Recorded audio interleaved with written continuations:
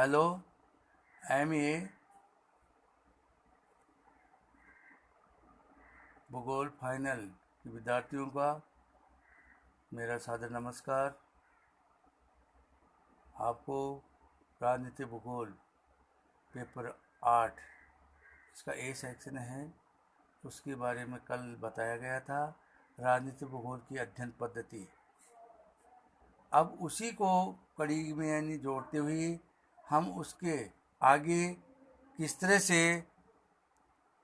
अध्ययन और शोध के अंदर क्या चीज़ें उपयुक्त रहती है, इस बारे में आपको बताया जाएगा। जैसे कल आपको बताया था, अध्ययन राजनीतिक भूगोल अध्ययन शोध के 3 क्रम हैं। प्रथम विषय से संबंधित क्षेत्रीय अवलोकन एवं तथ्य करना। दूसरा है एकत्रित सामग्री का विश्लेषण एवं वर्णन करना, तथा अंत में विश्लेषण को इस प्रकार से संजोना कि वह विषय की प्रवृत्ति को स्पष्ट कर सके। तो इसके अंदर है आपको एकत्रित सामग्री का विश्लेषण, इसमें सामग्री का एकत्रीकरण, इसके अंतर्गत आपको बता रहे हैं, आप लिखिए। इसका निर्धारण विषय के अनुसार भिन्नता रखता है। विषय निर्धारण के साथ ही किन तथ्यों की आवश्यकता होगी तथा उनका स्रोत क्या होगा, ये स्पष्ट होना आवश्यक है। जैसे यदि अंतर्राष्ट्रीय सीमा का अध्ययन करना है तो सीमा से संबंधित राज्यों के मध्य हुए समझौतों से पूर्व एवं पश्चात का स्वरूप, सरकारों के मध्य हुए पत्र व्यवहार, व्यक्तिगत विवरण, मानचित्र, समझौते काल में पत्र पत्रिकाओं में छपे विवरण, ऐतिहासिक, भौगोलिक एवं आर्थिक तथ्यों का विवरण एवं क्षेत्रीय निरीक्षण अनिवार्य है। सामान्य रूप से राजनीतिक भूगोलवेत्ता लिखित सूचनाओं एवं क्षेत्र अवलोकन को ही आधार बनाते हैं। क्षेत्र अवलोकन के अंतर्गत संबंधित व्यक्तियों से साक्षात्कार करना आवश्यक है। अन्य एक विषय में जैसे निर्वाचन, व्यवहार आदि के लिए ये एक प्रमुख आधार होता है।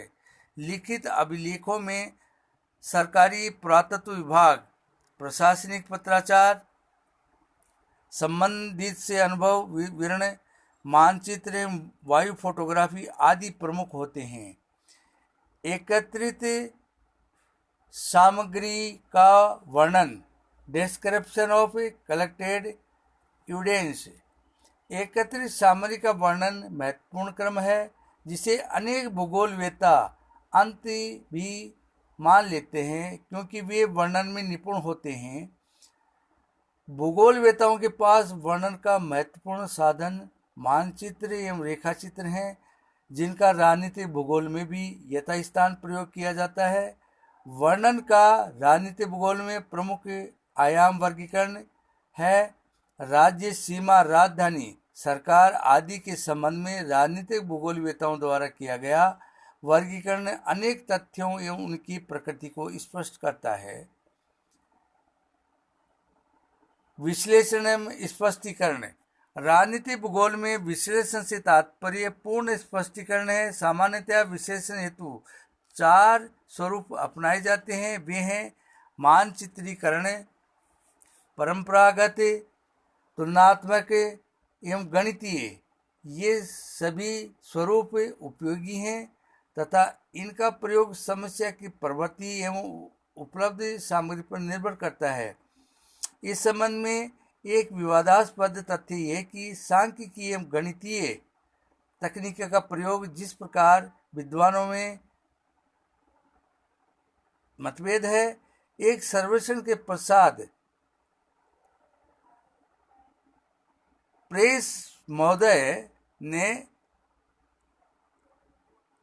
पॉलिटिकल ज्योग्राफी के अंदर 1972 में बताया था कि इन विषयों का उल्लेख किया है जिसको गणितीय आधार पर विश्लेषित किया जा सकता है। ये निम्नलिखित हैं। राजनीतिक भूगोल के तथ्य जिनका गणितीय विश्लेषण संभव है। इसके अंदर है, प्रथम है सीमा। सीमाएं। सीमाओं के अंतर्गत विश्लेषण में प्रथम लंबाई, दूसरा है पार करने वाली सरकारी केंद्रों की संख्या, तीसरा है सीमा पार व्यापार, चौथा है सीमांकन का साधन, पांचवा है समयावधि, छठा है क्षेत्रीय जल या तटस्थ क्षेत्र की चौड़ाई।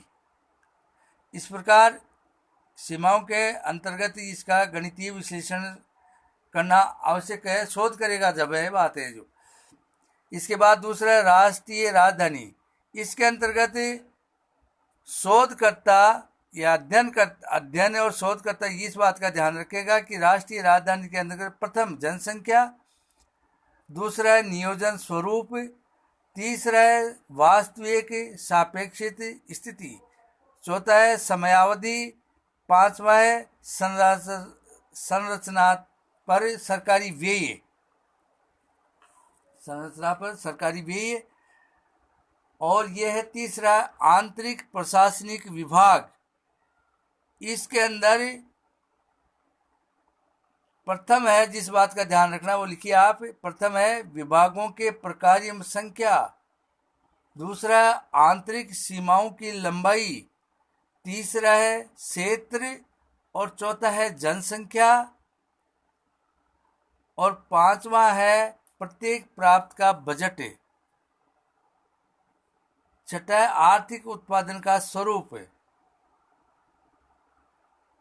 चौथा है निर्वाचन।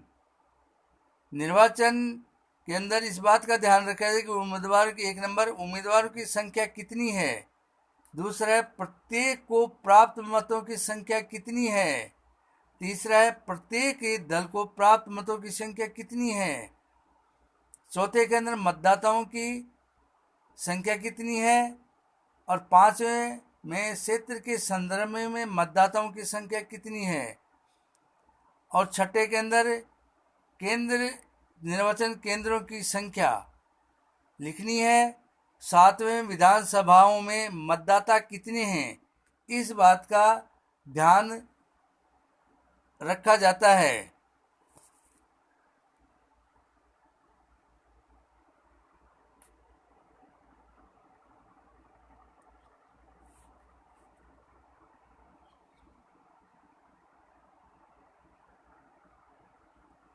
आंतरिक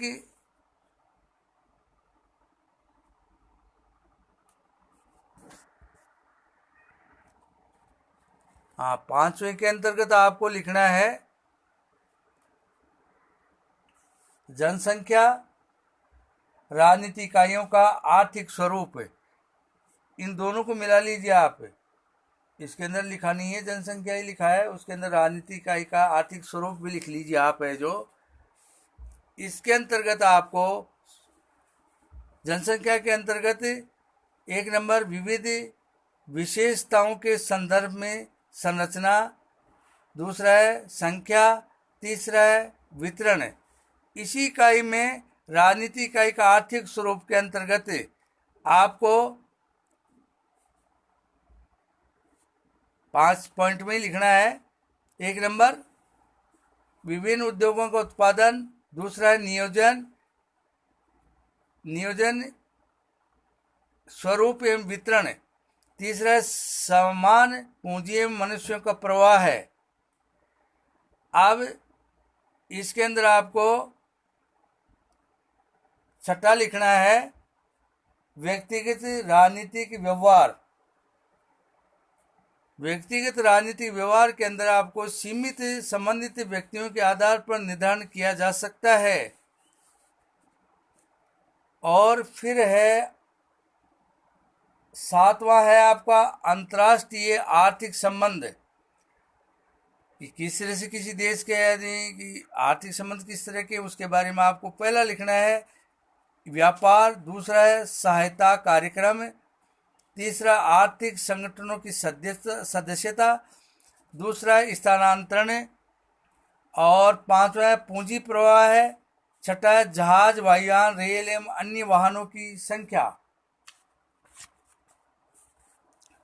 9वां है इसके अंदर 8वां लिखिए आप अंतर्राष्ट्रीय राजनीति और सामरिक संबंध, इसके अंदर प्रथम लिखिए आप है जो युद्ध समय हानि के संदर्भ में, दूसरा है दूतावास संबंध, तीसरा है राजनीतिक संगठनों की सदस्यता, चौथा है सेना टुकड़ियों के आधार केंद्र, पांचवा है राष्ट्राध्यक्षों की यात्राएं, छठा है शरणार्थियों का स्थानांतरण। इस प्रकार राजनीतिक भूगोल में भी गणितीय या सांख्यिकीय तकनीकों का प्रयोग किया जा रहा है, किंतु इसका प्रयोग सीमित है। वास्तव में इसकी प्रकृति इस प्रकार की है कि गणितीय प्रयोग अधिक लाभप्रद नहीं हो सकता।